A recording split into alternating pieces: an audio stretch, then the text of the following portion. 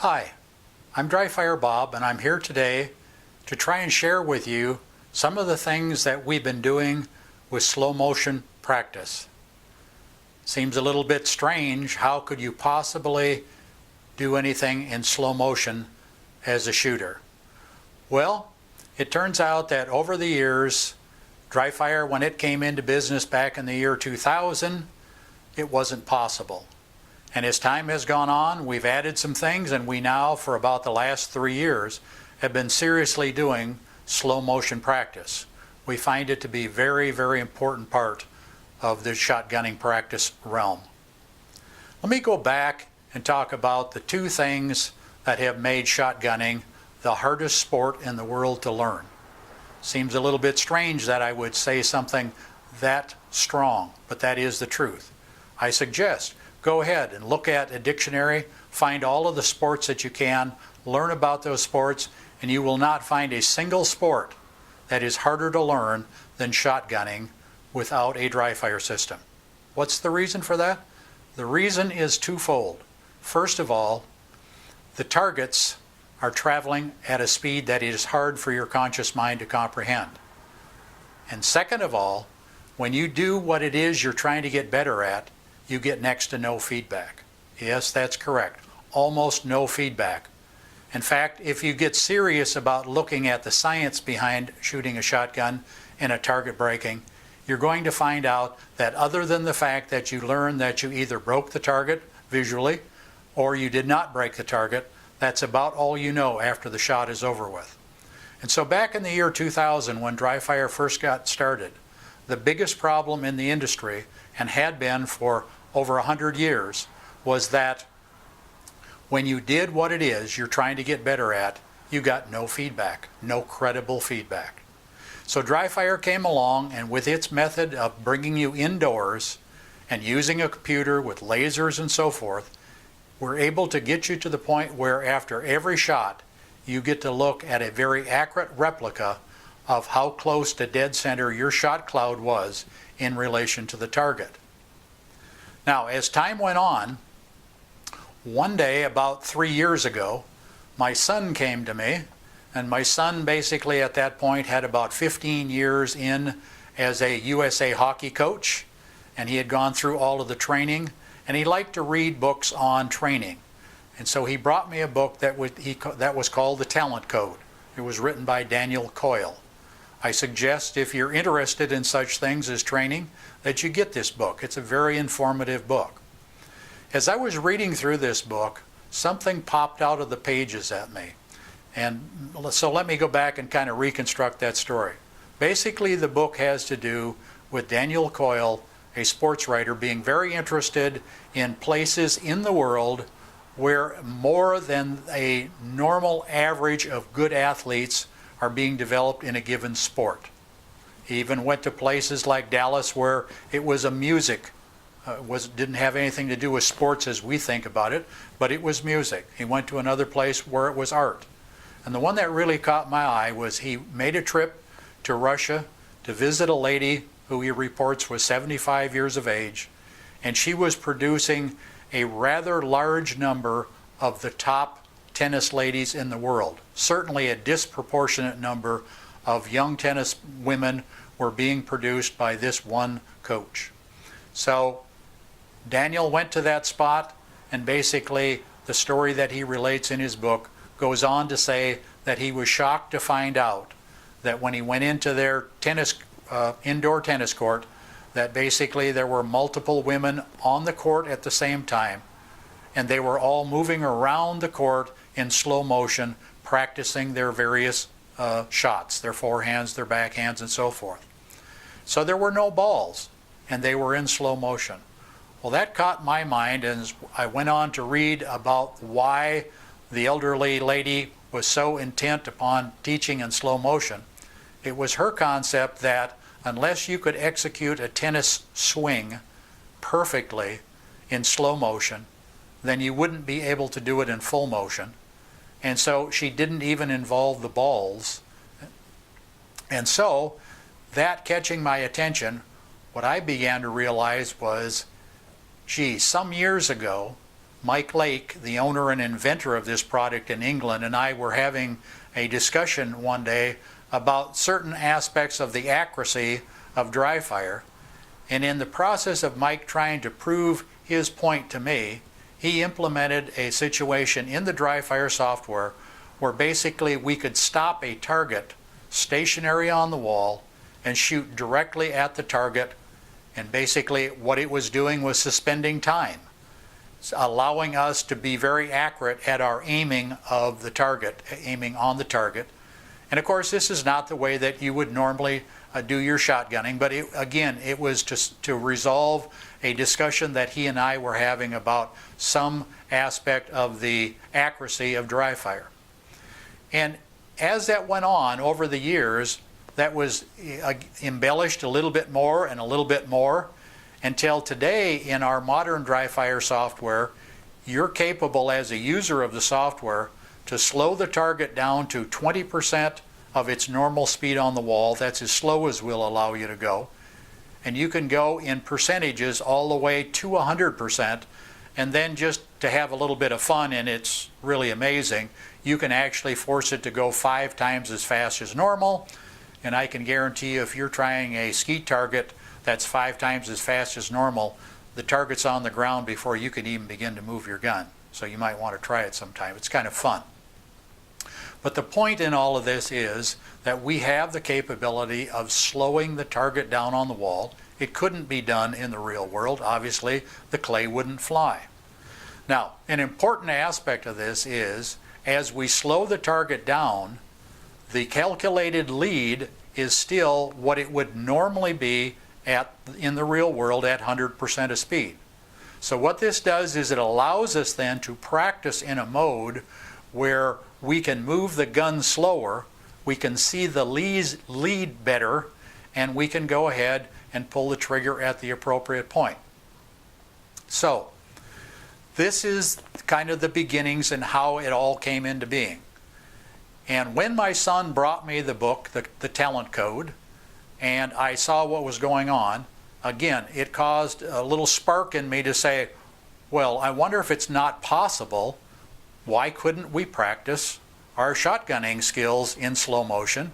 And so I began very seriously pursuing that to see if there was any merit in it. And I'm here to tell you that there is a lot of merit in it. And in fact, if I were to start a new shooter, I would start them in slow motion, and we would slowly increment our way up to faster and faster speeds.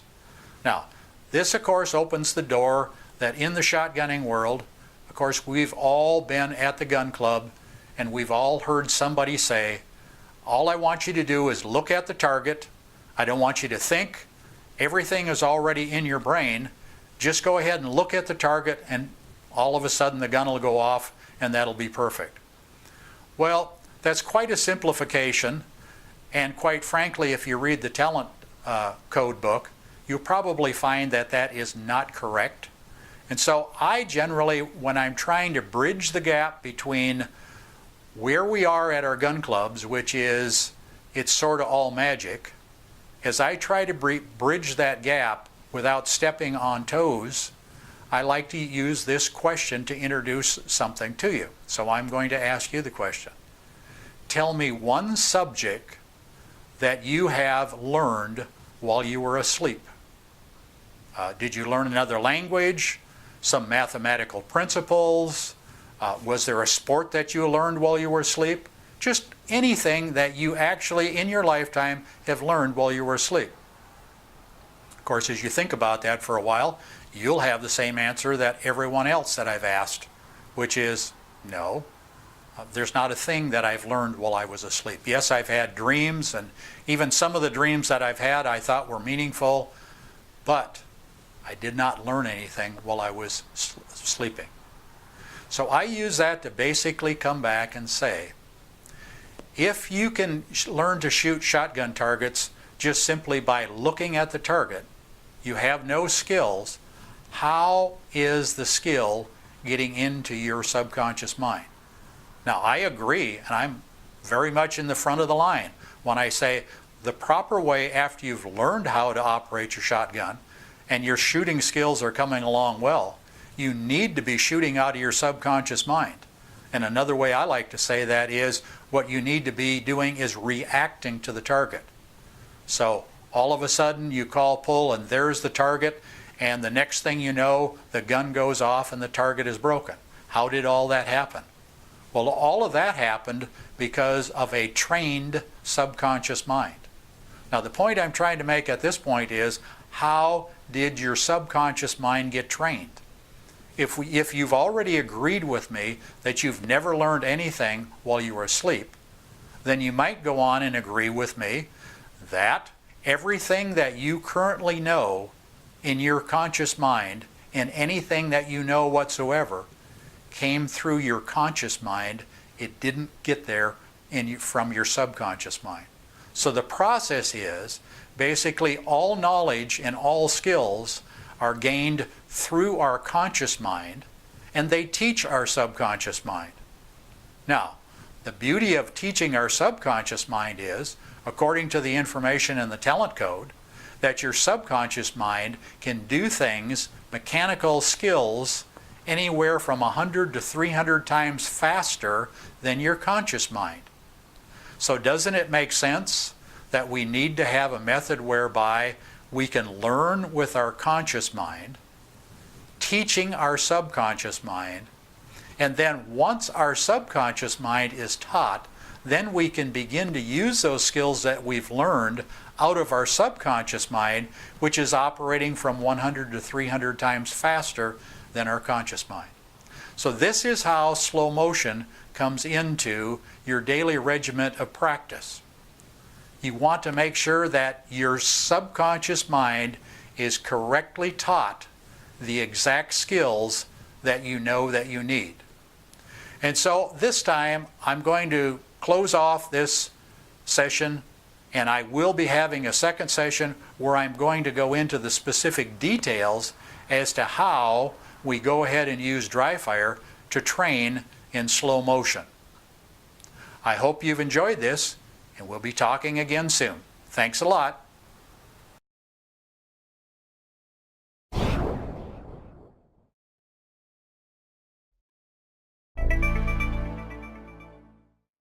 Hi, I'm DryFire Bob, and this is the second part of our slow motion series. Last time we discussed in quite detail the subconscious mind and its relationship to the conscious mind. And we learned that it's okay to use your conscious mind when you're in a training mode and operating in the slow motion fashion. Then we discussed the fact that as you develop your expertise, there is a time at which you begin to transition to reacting to the target or operating out of your subconscious mind. But today, we're going to talk about the three groups of people who should be using the slow motion techniques. The first group I would refer to as the beginners, or those, even though not a beginner in their shotgunning skills, it's a new target for them. And for either of those two categories, it makes very good sense to begin their skills learning in slow motion. Now, the second group of people that can use slow motion are those people who, even though they've acquired a certain skill level, there are still some targets that they have difficulty with. They don't always smoke every target. And so we get into that group of people who are looking to improve on a particular target type. Let's consider a sporting clay shooter who's experiencing difficulty with a hard right to left crosser at about 35 yards. And in the real world, they're hitting about 70% of those targets. Now, what's the problem? The problem is that the mental image in their mind is incorrect. In other words, as we spoke last time, their subconscious mind does not really understand exactly what it should be doing. So this is a time at which it's very important to learn this skill in slow motion. Now, the next group of people are the people who are just simply interested in refreshing. And what do I mean by refreshing? Well, let's suppose that you have laid off from your favorite sport for about 3 months. And you'll find that you're getting fairly rusty. So this is a real good time to rejuvenate yourself, refresh yourself, but do this in a slow motion fashion. I wouldn't suggest you go back and start at 50%, but I would suggest that you back up and probably go to 70%. And then as your accuracy increases, work your way on up so that by the time you're back to 100%, you feel like the person you used to be 3 months before. Now then, we get into the how do you set up and take care of these targets. Well, the first thing that happens the very first time you experience slow motion is there's a tendency for you to jump on the target just as fast as you always do, completely violating what you're trying to do in slow motion. So my suggestion in the preparation stage is, first of all, before you even get started, talk to yourself a little bit, remind yourself that during this practice, you're supposed to be a robot. You're supposed to be a thinking, conscious mind robot. Different than what you usually do, but again, this is slow motion practice. Now, before you go too far, the very first thing that you want to do is you're going to want to throw the target type that you're going to be practicing at full speed, because you need to know exactly on the wall where in the real world at 100% of speed you would break this target. So I'm going to show you what I would suggest that you do. You're going to go ahead and set yourself up. We talked about the fact that you might be having trouble with a right to left crosser at 35 yards for a sporting clay shooter. So up here on the wall, if you'll follow me, I'm going to put a mark on the wall, and I'm simply going to take my little magic dots, pick a color that's easy to see, and I'm going to pull one of these off, and then I'm going to find out exactly where, as this right to left crosser comes across the wall, where do I normally break that when I'm shooting at 100% of speed. And once I determine where that is, I'm going to put a mark at that very spot on the wall. Now, with that spot on the wall, I'm now going to go ahead and release some targets, and let's suppose that we start at 50% of speed, as I would if this is a new target for you or you're just simply a beginner. And you're going to call for a few targets and get used to the fact that the target is moving in slow motion before you even mount your gun. And this, of course, is even more important to those of you who already have developed some skills. Because again, your natural inclination is going to be to go after the target too fast and actually break the target when it's only about halfway to where you would normally break it at full speed. And of course, that's not good practice. So we put the mark on the wall, and we remind ourselves now as we mount our gun for the first time that when we call pull, it's okay to use your conscious mind, and the object is to very smoothly move your gun toward the target so that your gun arrives at the target just at the time that your gun is here at the red dot. So you're trying to break it close to that proximity. If the first time that you shoot, which probably still will happen, you're going to be 6 to 8 inches before the target. Well, just recognize that you're not quite used to what you're trying to do yet, and you're going to have to, with your conscious mind, talk yourself in to slowing down on the next target, smoothly move to the target, and break the target as it arrives at your dot on the wall. Now, that's what I suggest you do when you first start acting in slow motion. Now, the next thing that we're interested in slow motion is, what is it that we're trying to accomplish in slow motion? We're trying to develop and get our subconscious to have a very accurate picture of exactly what it looks like on the end of the barrel before you pull the trigger. So, we need to do a little goal setting before we get going so that we can incorporate in a plan and then basically work the plan. So I'm going to suggest, just as a starting point for you, that what you do is the following. You set a goal that you must get within 6 inches of dead center on every shot that you take in order to be satisfied with the accuracy of the shot. Now on your DryFire screen, it's very clear. It comes right up and tells you exactly how many inches and in fact how many tenths of an inch you are from dead center. Then the second thing that I would do, and this is in order to make it some fun. We all like our competition, so here's what you're going to be doing, but it's going to be competing against yourself. I would suggest that you simply make a rule to yourself or set a goal that says the following.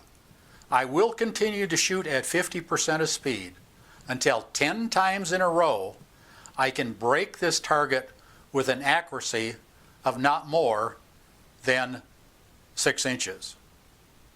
Or whatever your goal is. Perhaps it's 8 inches. Perhaps it's 10 inches. But set a goal ahead of time and then force yourself to shoot 10 consecutive targets with that accuracy level. So what does that mean? If you're going along good and you've got 6 straight, and on the 7th target you get too far beyond your accuracy, you're back to 0 and you start over again. So this adds some real competition in. It's competing against yourself, and I've seen some people who were a little embarrassed about trying this method in the first place because they were doing it in a place where other people were watching. And they were working so hard to make the next target that it was almost as though they were a trap shooter for the first time trying to break their first 100 straight. By the time they got to the 9th and 10th target, they were sweating bullets to see whether they could pull it off within the accuracy that we had prescribed. So, if you'll do that, starting out at 50% with a good hard goal, and actually make yourself work until you can accomplish that, then increase your speed to 60% and use the same goal 10 straight times with the accuracy that you set, and then on to 70% and 80% and 90%, and finally you're up to 100%. So you'll find that it won't take you over probably an hour and a half to 2 hours of hard work with your gun in order to basically make any new target yours. And by the time you've shot that much, and probably have shot over 200 targets, 200 times at the same target, seeing the same things, looking for that accuracy, you'll be surprised what your skill level will be on that target when you then get into the simple react to the target subconscious mode. So that completes our slow motion training section, and I thank you very much for watching it, and we'll be talking to you soon again.